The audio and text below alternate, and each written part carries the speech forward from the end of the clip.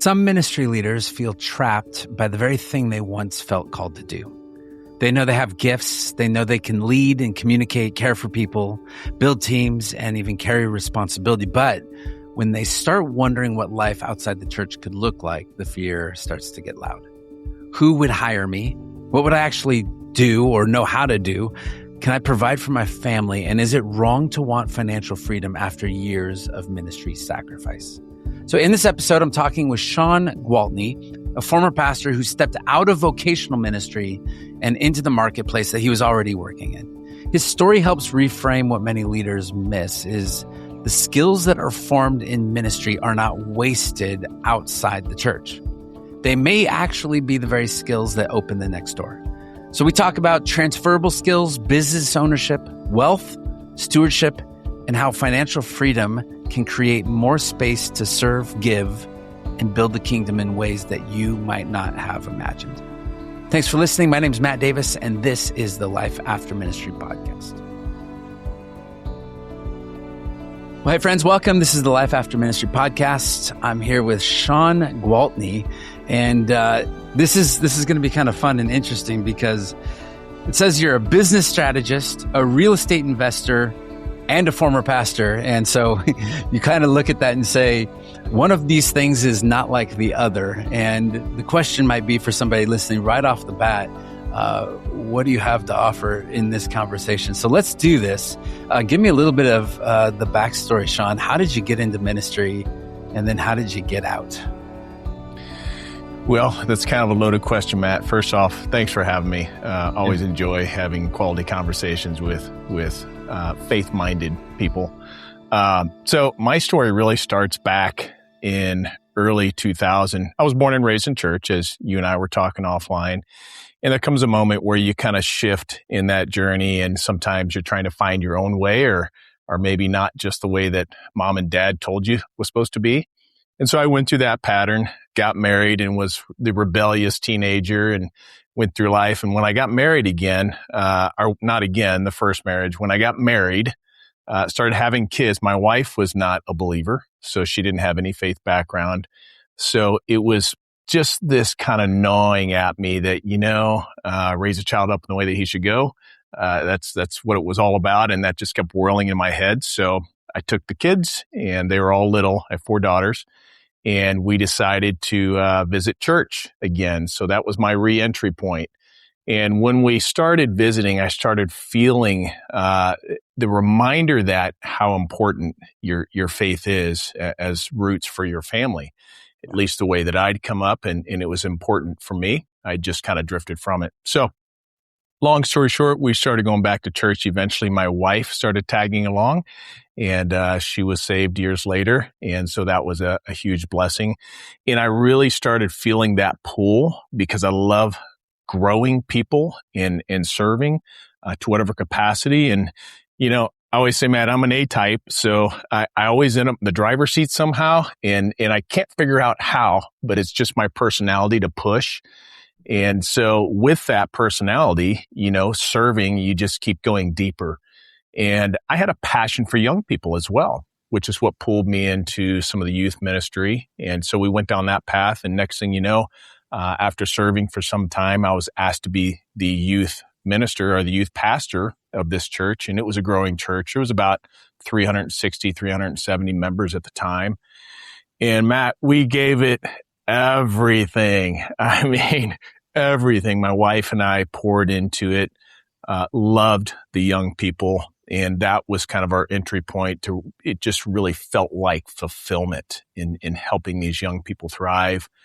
And so we went on that point for a while. And then there came a point where things didn't work so well. And it was after I went from youth ministry into pastoring, which that transition there was not, I should say, not fully by choice. It felt pressured into that new segment of being, a church pastor, the lead pastor instead of a youth pastor. Then from that point to where we had to leave ministry behind, it just had created too many challenges in our life from what had transpired from that journey. So give me a little sense of what were some of the challenges and how do you make that decision? It's one thing to feel called into ministry. It's another thing to be called out of.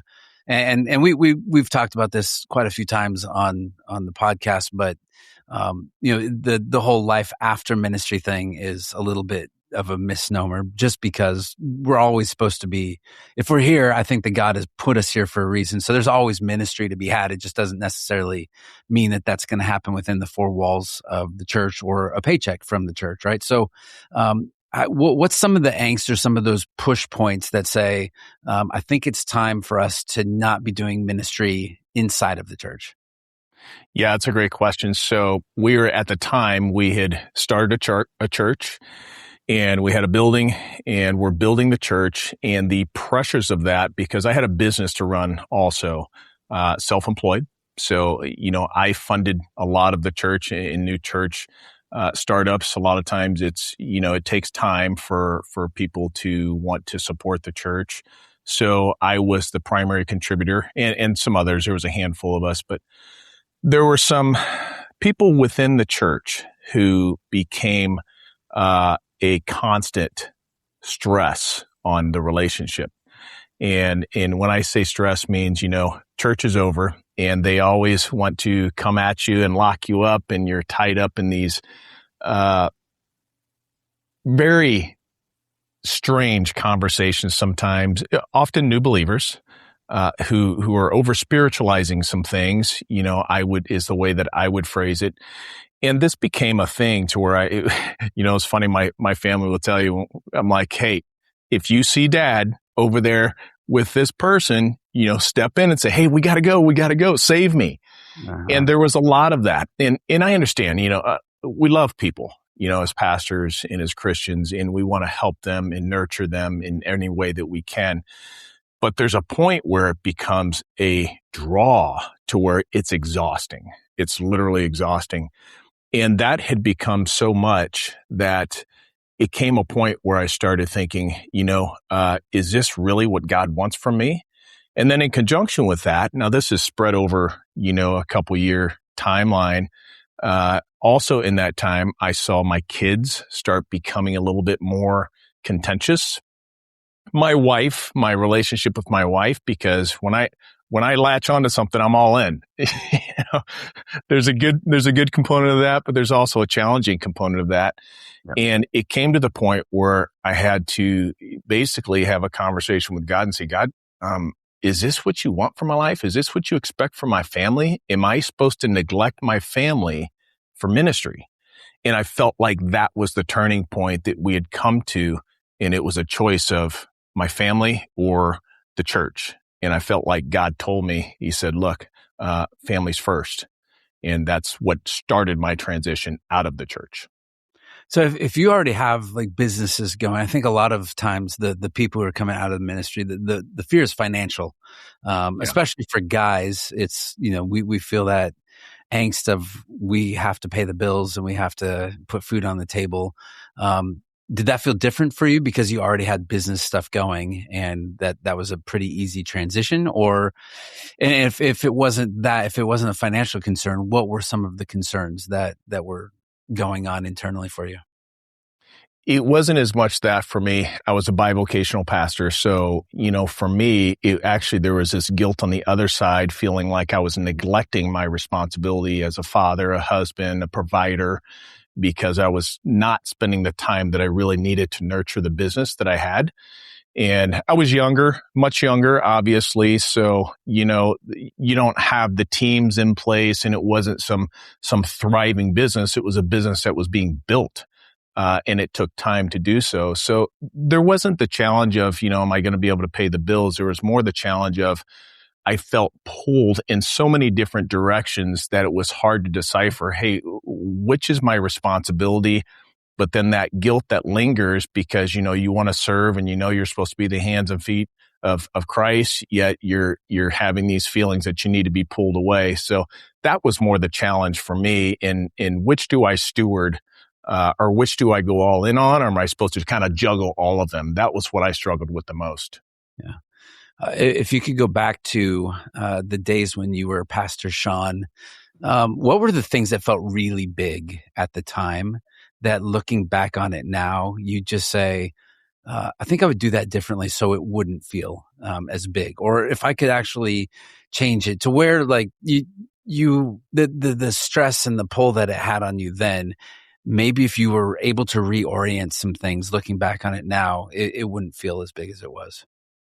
Yeah, I will say, Matt, that's pretty easy. I didn't have the systems or the structure in place to be able to process something accordingly, or some of the bottlenecks that we had. For example, some of the people, the newer believers, the newer Christians who were coming in to start their walk, who can sometimes take a lot of time and energy in nurturing those relationships and feeding them. There could have been a process. There could have been a team. There just could have been something that was in place to build around it. Instead, it all fell on or in my lap. And so I didn't have the insight or the skill set developed yet. I felt like, as the lead pastor, it's your responsibility to love these people. And I'm not saying it's not. I'm just saying I could have developed some systems that would have really changed the pressure points that I experienced back then, had I done so. Yeah, I remember like on the weeks that I would preach, it was my responsibility to write the email to the church. And I would sit there for 8 hours. It would take me 8 hours to write one email. I'm like, man, that was, and I just didn't have like even a system for how to write an email or what's a good framework for how we do that. Right. And so there's just so much that like, I wish like, oh, that could have made that. Like I would close the door and say, nobody bother me. I'm writing an email. Leave me alone. And it was just, I look at that now. I can like, bust an email out in a few minutes now, but Yeah, for sure. so help me, because I do talk to quite a few people who are in that transition season. They're thinking, what do I have to offer? What does that look like? How do I leverage? And they're not even thinking leverage. I think it's more survival. But how do we actually take what are the transferable skills that you can, and that you've been in the marketplace, right? You're a business owner, business leader. And you've seen the other side from ministry and what the responsibilities look like there. What are some of the things that pastors already have? They're built in that you even maybe look at some of your employees on the business side of things and say, if only they had these things, help bridge that divide for some people who are trying to think like, what could life after ministry look like? I think as Christians and understanding that, we're designed to love people. Now, not everybody's real lovable, yeah, but we're designed to love people and have grace. And I think that's a extremely powerful component in the workforce or in the marketplace, because that's what builds thriving teams. It's not just hiring somebody. It's understanding them. It's wanting to know them on a deeper level, know what their wants, their desires are in life. And those have been the things that I've taken out of, serving and trying to love people from ministry and transferred into business, that have allowed me to really scale businesses. Because when we build a culture, it's a culture based on grace, education, and basically trying to understand what do these people need in life so we get the right people in the right seat. And when you do that with love and kindness, it's a completely different leadership style than what a lot of companies will have or expose in the marketplace, instead of, just kind of the rigid structure that comes into place. So we've been able to build teams. I have companies that run completely by themselves. I'm super blessed that they're independent. It's allowed me a life of freedom. And it's for one reason. It's not because of me. It's because of some amazing people that I support continually. So my whole role now, same as when I was pastoring, is to make sure I love them, I grow them, and I help them achieve all the things that they're really trying to achieve, instead of it being about me or about the money or about my skill set. It's not about me. It's about others. And I think that's a big component that a lot of pastors have and they're good at. They just don't know how to transfer it into the marketplace. Yeah. Give me the difference between the kind of the push and the pull of IQ and skill set versus EQ. How important is EQ in the workplace, and what are you looking for when it comes to that? Oh man, I always say, I call it frequency. And if you're not on the right frequency, it doesn't work. It just doesn't work. You get these bizarre, pinpoints that just break. So I think obviously you need the IQ and you need to have some intelligence and some insight and some logic that you're utilizing. But when I can find people who are actually on the same frequency and you can really tune in how they flow together, that's where the growth happens. That's where I've seen, things really change and it becomes a lot more interesting. At what point did you stop thinking of yourself or calling yourself Pastor Shawn? Was there a moment? Did it happen right away? That, like, I'm out of here, I'm done, I'm no longer, or like if somebody like 3 years later said, "Hey, Pastor Shawn," like what did that do to you? Or do you still think of yourself as a pastor? You're just not up on the pulpit on Sundays. That's a great question. So, man, I'll tell you, for years, I was still coming up with sermon titles. I would see something and I would, think on it and just kind of whirl it around, meditate on something that I saw or experienced and I'd have a sermon title. And I started thinking, what is wrong with you, Shawn? You're not even a pastor anymore and you're building these sermon titles. And, I'd be driving and be like, oh, that's a great sermon title. I think it was interesting for me because there was almost this level of guilt of how it felt when somebody called me a pastor when I knew I was no longer pastoring. And it almost felt like a failure point to me. So it wasn't a positive thing for me. I didn't want to be called pastor at all after I left because I felt like it was an identity that was hard to leave. And I didn't want to hold on to it. I wanted to just kind of erase some of that and just be Shawn. Does that make sense? Yeah, totally. I was even just thinking though, like, because there are parts of you and your makeup and what we kind of think of what a pastor is, and even your posture towards the people that you're working with. It's not just like, I'm going to invest in them so that we can grow this thing, and that it's a byproduct, I imagine, that is coming from it. But my partner Bill Tom, he's working on a book right now, and he really comes from the marketplace, but his book is centered around this concept of marketplace discipleship, which to some people might actually think that that's an oxymoron. But how does that cross your mind? Do you think that you're investing in them to grow your company, or how does that word discipleship work for you in the marketplace? Well, I think as a leader in the marketplace, period, and as a person of faith, a Christian, we're just held to a greater level because we're the example for those who may not understand what faith is, may not have a relationship with Christ. The old saying is, people judge Jesus by Jesus followers. So that can be a good thing. It can be a really messy thing as well. And I've seen both sides. So I think really the most important thing that I try to exemplify to the people that I work with in different companies is I'm not ashamed of my faith, number one. So they may be a person who believes in the universe, or, I speak at conferences and you get a mix of all types of people. They could be, a group that's faith-based, or a group that just believes the universe creates all things. There's just a blend.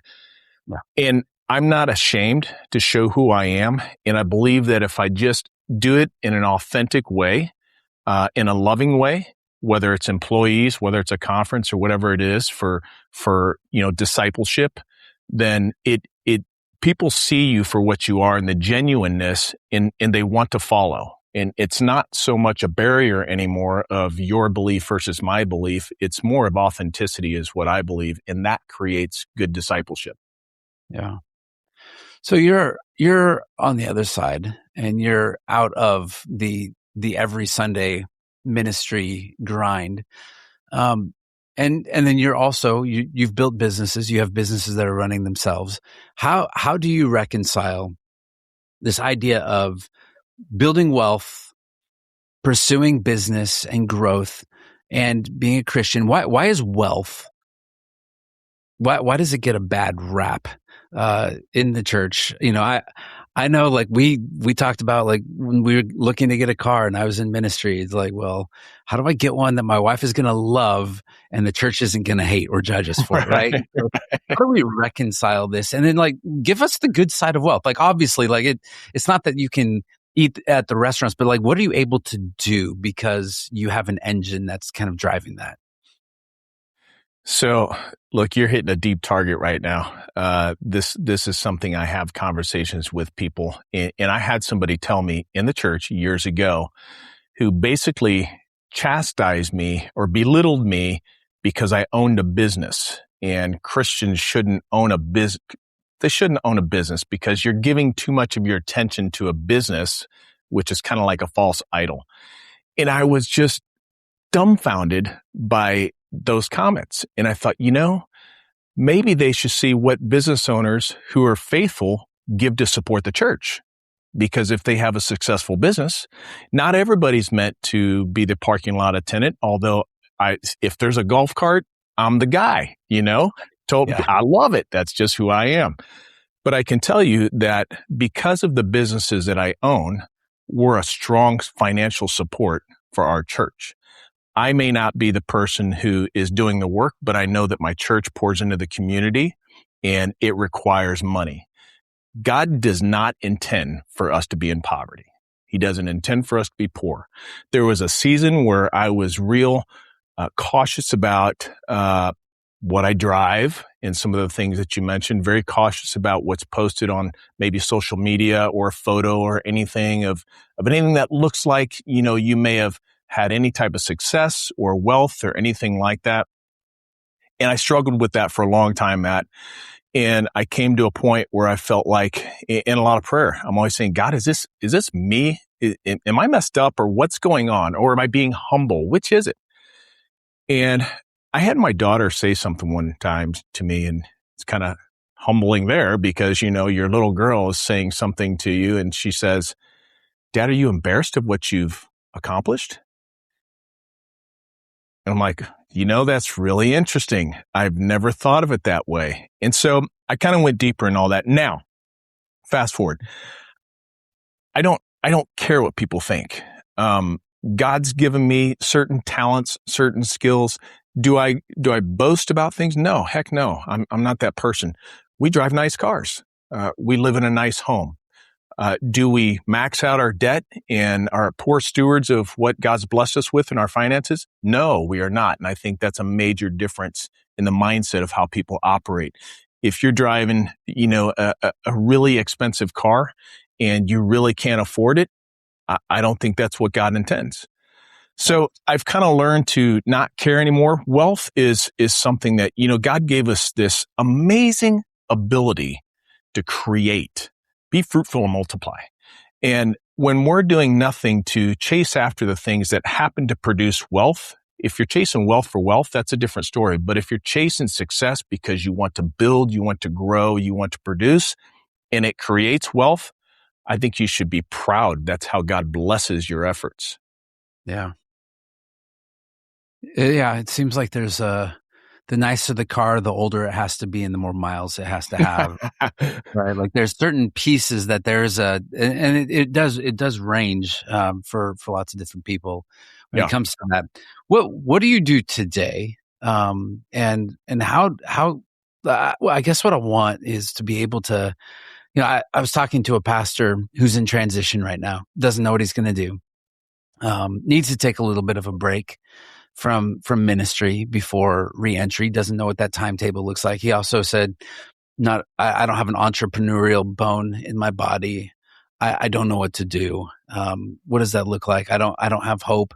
And I'm not even sure that wealth and I think he just wants to pay the bills. And somewhere between stirring paint at Home Depot and, being a tycoon, he'd be happy with, definitely something that is just what wants to live in some just simplicity right now, take a break. But how do we speak into that? And how are you helping? You have a mission. You want to help 1 million people.